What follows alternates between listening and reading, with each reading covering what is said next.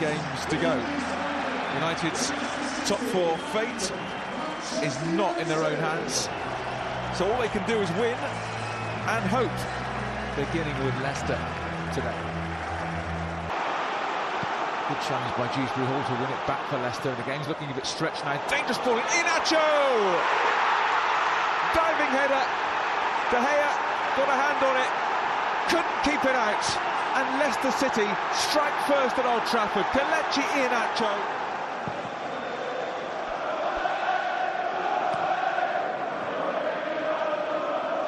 Fred does well, and now Fernandes, top save, Fred!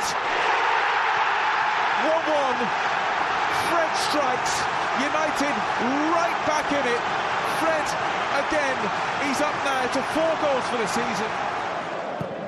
Glory, glory, Manchester United. Hello guys, welcome to another episode of this podcast, and in this episode we'll be analysing our last game with Leicester.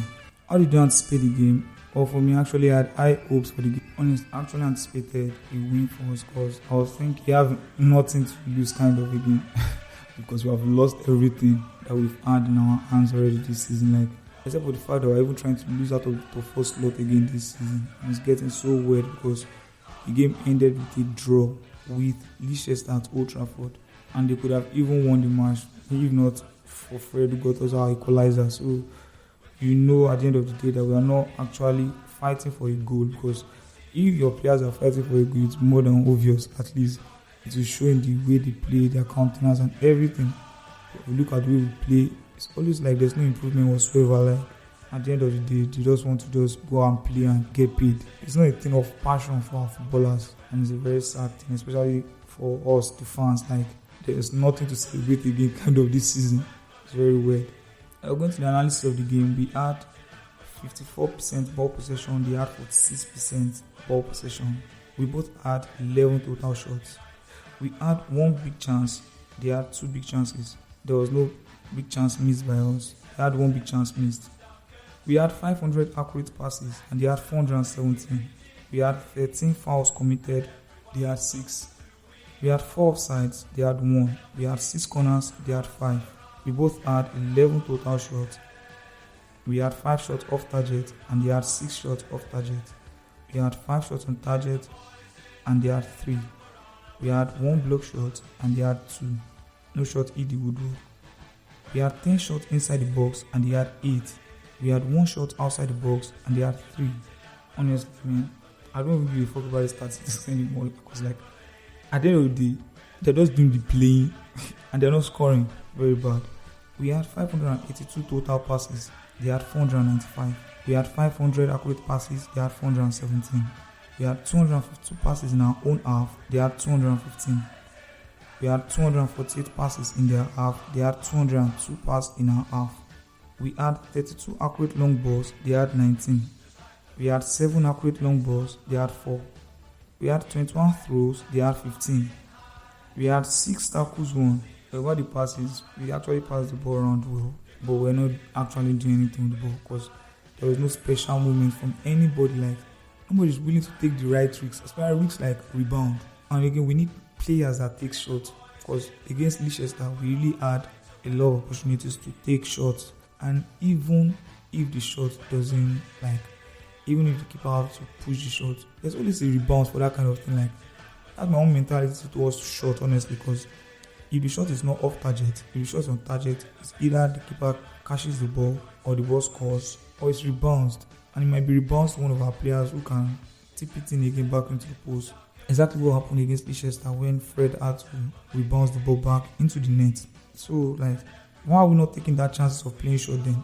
I mean, we can have like 10 rebounds, it's possible. So if we have 10 rebounds, there's possibility we have 3 goals out of that rebound. So because I feel while training for set pieces, you can train for rebound also. Know the positioning of a lot of your players in the box 18. At least know how to get them ready for rebounds. Just saying though, but like, man, we're very weak right now. To the defense, we had 6 tackles won, they had 9. We had 9 interceptions, they had 18. We had 2 blocks, they had 1. We had 12 clearances, they had 23. We had 2 keeper save and they had 4. And that's so crazy. To the draws, we had 41 draws won, they had 48. We had 29 ground duels won, they had 40.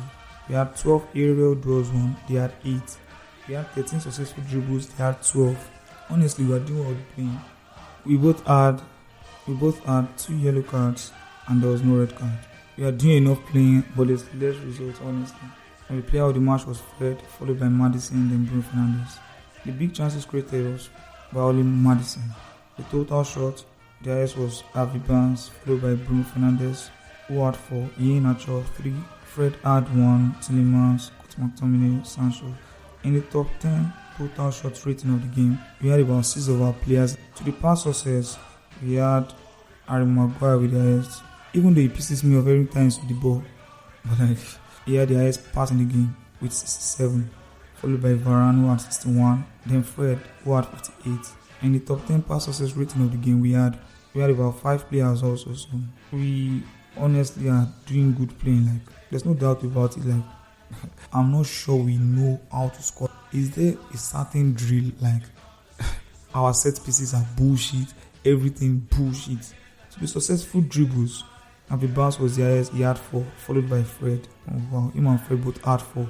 And in the top 10 successful dribbles of the game, we had about 5 players also. To the tackles won, we had Timothy Castaigne, who had 2, then Elanga 2, Fred 1, Bruno Fernandes 1. In the top 10, we had 4 of our players in the tackles won rating of the game. Honestly, man, I think Fred these days has become our key player, kind of. Well, that's good to see because nobody wants to complain about you forever. Like, if you notice your improvement, man, we have to love your improvement because self-improvement is everything. So I think that's a very attractive thing, like to see Fred coming up better and better every time. And he even got us our goal, like the only goal that saved us, kind of, so we can thank him more for his brilliance and his improvement. At least for not allowing us to be defeated and losing 3 points, like, yo, that would have been terrible. Not even be able to get a point, especially at this time of the season. Like, we are desperately fighting for the top 4 spots, and other teams still even have outstanding matches like to play. If we don't make use of our chances, like, yo, we can really end in a very bad position in the league, because you can't tell, these other teams can decide not to lose anymore. And right now, I think on the table we are in the 7th position with 51 points, so it's going to be very crazy now to outrun these guys now in this season. I mean, Tottenham and Arsenal, who had 54 points already off us. Arsenal still has an outstanding, and which can get them ahead of us, like really, really far, like 57 points. If they're on 57 points and we're on 51, and they decide not to lose till the end of the season, then you know we're really fucked. But now, right now, I think the only solution for the whole team is for the players to be motivated. If you don't have the drive, like, there's no results. Now let's go to the blog post to see what the bloggers are saying about our team, Manchester United. Now this is a very interesting one and very funny still, but like, it says, why Ten Hag could be a disastrous appointment for Manchester United. Well, let's dive in, because right now we need a manager to kind of fix all this bullshit going on this team, like the inconsistency of, everything. A player is good today, tomorrow is very bad. Another player is good today, tomorrow is like, what's going on the team. It says, it now seems almost certain that the next permanent manager of Manchester United will be Erik Ten Hag. The current Ajax manager has remained close-lipped over a potential move, but reports in England and the Netherlands are now convinced that the Dutch tactician will be on his way to Old Trafford at the end of the season. As if that wasn't enough proof, Ajax technical director gave a huge hint when he was recently asked about Ten Hag's future at the club. It will be fantastic if Ten Hag is still our coach next season. He still has a contract, but we all know how the world works, says Armstrong in an interview with Vodafone International. For now, he's focused on this season, this important month. Time will tell what will happen after. Indeed, it seems all but certain that Ten Hag will be the next Manchester United manager. But is that a good idea? And this is a really long blog post, but let's read, because it's kind of necessary for us. Like, as a Manchester United fan, you want to know if Ten Hag won't be another mistake again. He says it because Van Gaal says so. Okay, why does he say so? Say perhaps the most obvious reason why Ten Hag and Manchester United wouldn't work is because the club itself have morphed into this bizarre sideshow that puts commercial success above sporting development. Honestly, just want to sell jersey and bullshit like that. At least that's what former Manchester United and current Netherlands international team manager Louis van Gaal thinks. And as a result, he doesn't think the current Ajax boss would be wise to make the move to Manchester. Erik ten Hag is a great manager and that's always good for Manchester United, but Manchester United is a commercial club. Ten Hag would be better off going to a football club. Van Gaal told reporters ahead of the Netherlands friendly against Germany in Amsterdam on Monday. He said, "I'm not going to advise him, but he should choose a football club, not a commercial one." Then another subtopic says Ajax managers rarely travel well. Okay. However, it may not just be Ten Hag that wants to take a second look at his potential move ahead of anyone signing anything on the dotted line. Manchester United may also want to seriously consider whether the Ajax boss is right for them too. While the Dutch club have a long and famous history for developing players, the club's recent track record of producing managers has left a lot to be desired. A quick glance at the managers that came before Ten Hag shows Peter Bosz, who struggled at Borussia Dortmund and is now failing at Lyon, who replaced Frank de Boer, who also failed miserably in Italy, England, the United States, and then with the national team prior to Van Gaal taking over. The simple truth of the matter is that modern Ajax managers don't seem to perform too well when they leave the club, and that could be true of Ten Hag too, if he does decide to try his luck at Old Trafford next season. Well, that's what they say, but change is constant still, so Ten Hag's situation could be different. And again, Manchester United being a commercial club, as Van Gaal said, we're not a football club, man, that's crazy. So, as I said, knowing where we are right now, seeing our situation, I'm not sure a manager wants to take a chance to go to a club and try to feel like that kind of club, especially with the attention we are receiving now for being a loser. Our respect has been taken off from us for 4 years now since we haven't won a trophy. So, any manager who would be coming to Old Trafford has this on his shoulder, have to deliver trophies. So, I believe, I'm just saying though, because before Ragni came also, I was being optimistic about him, man. Turned out to be so crazy, beyond what we could think of.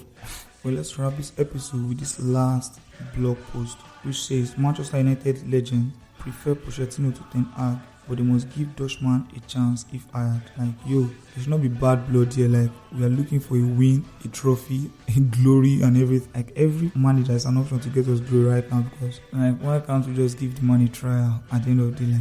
Whatever the case might be, I just feel he should be given a trial if he's the one fit for the managerial role of the team. And we'll see how it goes from there, because we can't really tell how great his tenure might be, because once he's given the chance. And if he fucks up again, I think that will be very disastrous, because paying all these coaches off, that's another expenses and shit like that. So we really hope he doesn't go sideways. So let's dive into the blog post. A growing split appears to be emerging over Manchester United's next choice of manager.